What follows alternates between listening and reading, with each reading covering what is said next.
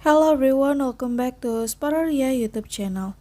Alright guys, so yeah, in this video I would like to share you a tutorial on how to change password for Google Play Store account on Samsung Galaxy A36. Alright guys, so yeah, if you want your Google Play Store account to be more secure, so you should also change your password continuously and regularly. And how to change Google Play Store account password is very easy. So yeah, now without any further ado, let's get started to the tutorial. Alright guys, so yeah, the first thing first that you have to do is, of course, now you can go to Google Play Store on your phone. And then after that, now you can click on account menu and then click manage account.